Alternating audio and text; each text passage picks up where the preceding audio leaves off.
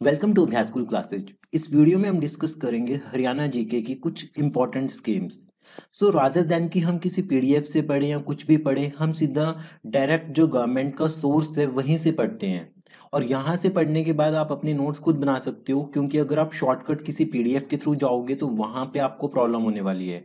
क्योंकि पिछले 2-3 एचसीएस के जो पेपर्स हुए हैं उसमें ये ट्रेंड देखने को मिला है कि जो पेपर सेटर या पेपर क्वेश्चन बनाने वाला है वो डायरेक्ट किसी साइट पे जो उसकी अबाउट अस का सेक्शन होता है वहीं से पिक कर रहा है लाइंस।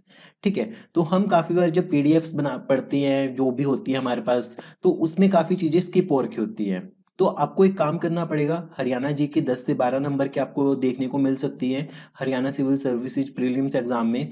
तो वहाँ पे इतनी माइन्यूट डिटेलिंग तो नहीं पूछी जाएगी, पर आप खुद से पढ़ के अपनी नोट्स खुद से बना सकते हो। ठीक है, ऑल्दो इसमें मैं ट्राई करूंगा कि काफ़ी हद तक चीज़ें कवर करने की कोशिश करूंगा। तो सबसे पहले आज हम डिस्कस करते हैं social justice and empowerment department. ये गवर्नमेंट ऑफ हरियाणा का directorate of social justice and empowerment है। अगर आप इसमें हम सबसे पहले इसमें इंट्रोडक्शन वाला पार्ट देखेंगे कि कौन क्या है। ऐसा भी हो सकता है कि जीवन में आपको कभी इसी डिपार्टमेंट में काम करने को मिले। ठीक है, तो आपको इसके बारे में थोड़ा पता भी होना चाहिए। उसके बाद सर्विसेज स्कीम्स में सिटीजन सर्विसेज में आपके पास ये सारी स्कीम्स हैं। तो इंश्योरेंस की स्कीम होगी, सोशल सिक्योरिटी पेंशन स्कीम होगी, सीनियर सिटीजन्स का वेलफेयर हो गया, पर्सन विद डिसेबिलिटीज का वेलफेयर हो गया, माइनॉरिटीज का वेलफेयर हो गया, ड्रग डी एडिक्शन का हो गया। कल को आप जब इंटरव्यू में फेस करोगे तब भी आपको इनके ऊपर बोलने को कंटेंट चाहिए होगा, तो वो सारा कंटेंट आपका यहीं से आएगा कि सीनियर सिटीजन्स के लिए हरियाणा सरकार ने कौन सी स्कीम्स लागू कर रखी है। मतलब सोशल जस्टिस के लिए हरियाणा सरकार ने कौन कौन सी है, पेंशन स्कीम्स कौन सी है, हरियाणा सरकार ने इंश्योरेंस स्कीम्स चला रखी है। तो मतलब कि जो केंद्र की सरकार है वो तो है ही है। डीपीएसपी में जो लिखा हुआ है कि स्टेट के प्रिंसिपल्स है जो पॉलिसी बनाते हुए उनको ध्यान में रखना चाहिए, उसके अकॉर्डिंग हरियाणा सरकार ने ये सब काम कर रखे हैं। तो आप ये सब चीज़ें बोल सकते हो इंटरव्यू में भी। तो हम वन बाय वन देखते हैं। सबसे पहले इसका directorate of social justice and empowerment के बारे में देखते हैं। The directorate of social justice is working independently. ये 1992 से काम कर रहा है। कब से काम कर रहा है? 1992 से। इसका काम क्या है? The directorate is implementing a number of schemes for care, protection and rehabilitation of socially under privilege. ये काम क्या कर रहे हैं? स्कीम्स केयर के लिए, प्रोटेक्शन के लिए, रिहेबिलिटेशन के लिए काम कर रहे हैं, इंप्लीमेंट कर रहे हैं। At present, Directorate is implementing a number of schemes for the welfare of the senior citizen, orphans, destitute children, widows, destitute women, mentally retarded children, blind, dumb, Kashmiri migrant, dwarf. ये इंपॉर्टेंट है, Kashmiri migrants के लिए भी काम कर रहे हैं। इन minority community, मुस्लिम, Sikh, Buddhist etcetera. ठीक है, तो ये जो डिपार्टमेंट है, डायरेक्टरेट है, ये सारी स्कीम्स इंप्लीमेंट कर रहे हैं जो जो भी इनसे रिलेटेड है। उसके बाद आपको क्या देखने को मिलेगा कि जो डायरेक्टरेट है that is headed by a director general working in the rank of the special secretary और joint secretary to the government of Haryana. Generally director general also looks after the work on the government side as joint secretary and special secretary. उसके बाद 22 district social welfare officers है। हर एक district में social welfare officer लगाया हुआ है। तो 22 आपको क्या देखने को मिलेंगे? District social welfare officer, district social welfare officer. तो आप अपनी पर्टिकुलर डिस्ट्रिक्ट का देख सकते हो कि वो कौन सा है। District social welfare officer Panchkula का देख सकते हो कौन है, कुरुक्षेत्र का देख सकते हो, किसी भी डिस्ट्रिक्ट का एक बार आपको पता होना चाहिए। तो उसका काम क्या होता है कि जो स्कीम्स है उसे इंप्लीमेंट करना, स्कीम्स को इंप्लीमेंट करना। अब हम स्कीम्स पे चलते हैं वन बाय वन। सबसे पहले इंश्योरेंस स्कीम्स में जो इस सेक्शन में जो यहाँ पे साइट पे आपको देखने को मिलेगी वो है नेशनल फैमिली बेनिफिट स्कीम। फिर से नेशनल फैमिली बेनिफिट स्कीम। जब हम इस पे क्लिक करते हैं तो हमें देखने को मिलते हैं कि ये एक सेंट्रली स्पॉन्सर्ड स्कीम है।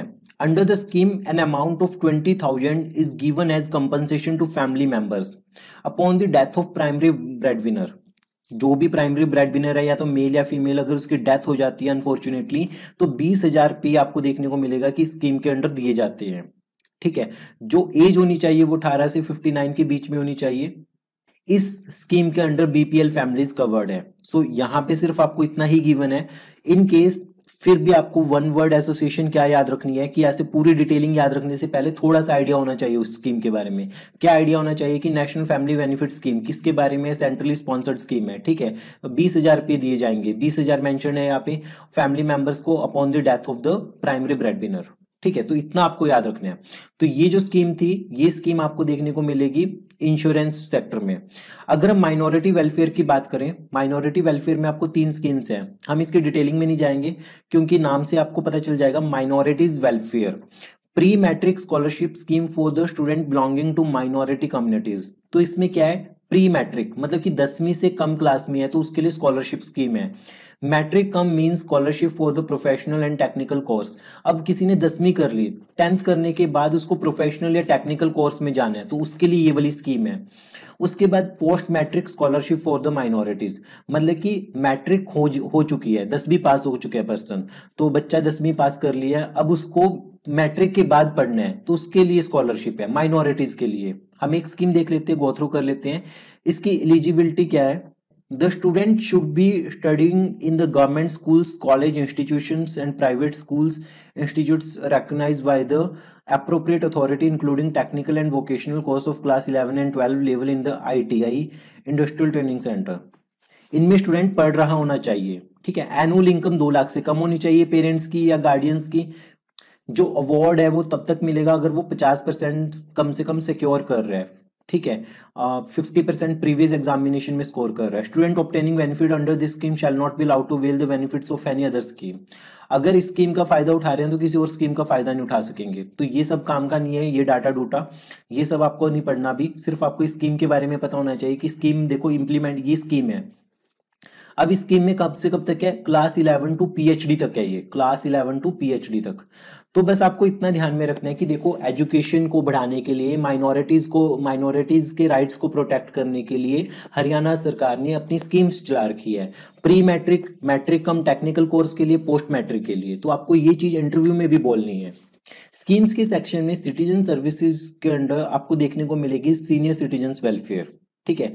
होम स्कीम्स में सिटीजन सर्विसेज और यहाँ पे सीनियर सिटीजन वेलफेयर के अंडर आपको 5 डिफरेंट स्कीम्स देखने को मिलेंगी। सबसे पहले है state award for the old persons, फिर है setting up of the senior citizen voluntary service association network, फिर है establishment of the senior citizen club in all the district urban states of the Haryana. Senior citizen clubs बनाए जा रहे हैं, senior citizen voluntary service association बनाए जा रहे हैं, home for aged and inform, ठीक है। Operation of maintenance and appellate tribunal senior citizen के लिए एक मेंटेनेंस एंड अपीलेट ट्रिब्यूनल बनाए जा रहे हैं, ठीक है। सीनियर सिटीजन एक्ट 2009 इसके लिए कानून भी बना चुके हैं।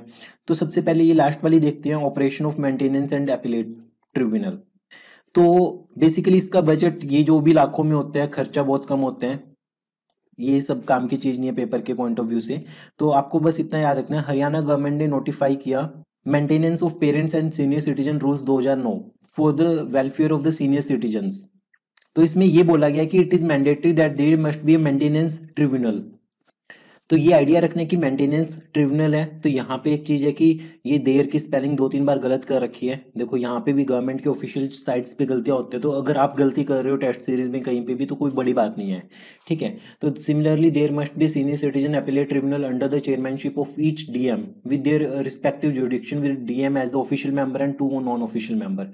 काम का नहीं है ये सब कुछ, सिर्फ आपको इतना आइडिया रखना है बोलने के लिए कि अच्छा ऐसा कुछ है, मेंटेनेंस एंड अपीलेट ट्रिब्यूनल है, 2009 या 2007 के आसपास आया हुआ है। इसकी बात की डिटेल्स काम की नहीं है, सिर्फ इतना ध्यान में रखना है कि अच्छा ऐसा कुछ है, ठीक है।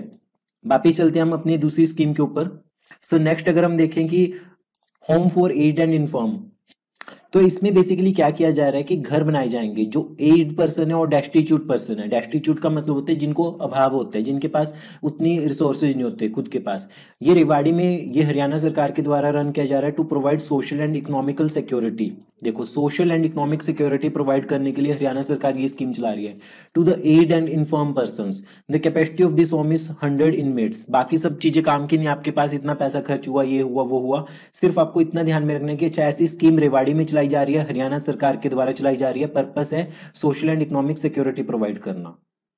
Then setting up of the senior citizen voluntary service association और नेटवर्क। तो इस स्कीम में क्या है, ये senior citizen voluntary association network ये 2008-9 के आसपास लॉन्च की गई थी। इस स्कीम में क्या होगा, ग्रांट दी जाएगी, ग्रांट सैंक्शन की जाएगी रजिस्टर्ड सोसाइटीज को, जो कि डीसी हेड करेंगे। Under this scheme there is provision to award an outstanding association और organisation every year on the occasion of international senior citizen day. तो आप बताइए इंटरनेशनल सीनियर सिटीजन डे कब मनाए जाते हैं? In 13 districts of the state such organization are working till date. अभी तक 13 डिस्ट्रिक्ट्स में ये काम कर रही है, ठीक है। नेक्स्ट है state award for the old person. तो हरियाणा सरकार ने स्कीम लॉन्च की है 2008-9 के आसपास, state award for the older person. तो इसके अंडर क्या क्या चीजें आ रही हैं आपको देखने को मिलेगा, to keep senior citizens highly motivated and to give honour to them. उन्हें ऑनर देने के लिए, उन्हें सम्मान देने के लिए और उन्हें मोटिवेट करने के लिए हर साल का जो 1 अक्टूबर है वो उसे ऑब्जर्व किया जाएगा, international day for the elderly people. तो इसमें आपको देखने को मिलेगा centenarian award, best mother award, courage and bravery award, best panchayat, lifetime achievement, ये सारे अवार्ड्स इस कैटेगरी में आ रहे हैं, ठीक है। ये सारे अवार्ड्स इसमें आ रहे हैं।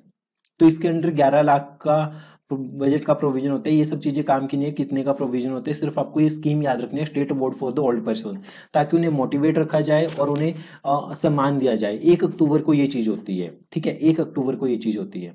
तो बाकी स्कीम्स हम डिस्कस करेंगे किसी और वीडियो में। इसमें हमने सिर्फ माइनॉरिटीज की स्कीम आपको याद रखनी है कि pre matric, post matric, matric cum. तो ये 3 वर्ड्स में आप अपना ये वाला टास्क कंप्लीट कर सकते हो। उसके बाद जो पेंशन वाली स्कीम्स है या सीनियर सिटीजन्स की स्कीम्स है, तो उसमें आप ये 5-6 स्कीम्स का ध्यान रख सकते हो, सिर्फ इनका नाम याद रख सकते हो, ठीक है। उसके बाद आप याद रख सकते हो इंश्योरेंस स्कीम में जो मेंशन्ड है यहाँ पे वो सिर्फ NFBS है, नेशनल फैमिली बेनिफिट स्कीम्स। तो इसमें जो भी पर्सन डेथ होगी उसको 20,000 रुपया दिया जाएगा, जो मेल या फीमेल ब्रेड विनर है। तो मिलते हैं हम अपनी नेक्स्ट वीडियो में ऐसे ही कुछ इंपॉर्टेंट स्कीम्स लेके थ्रू ऑथेंटिक सोर्सेज।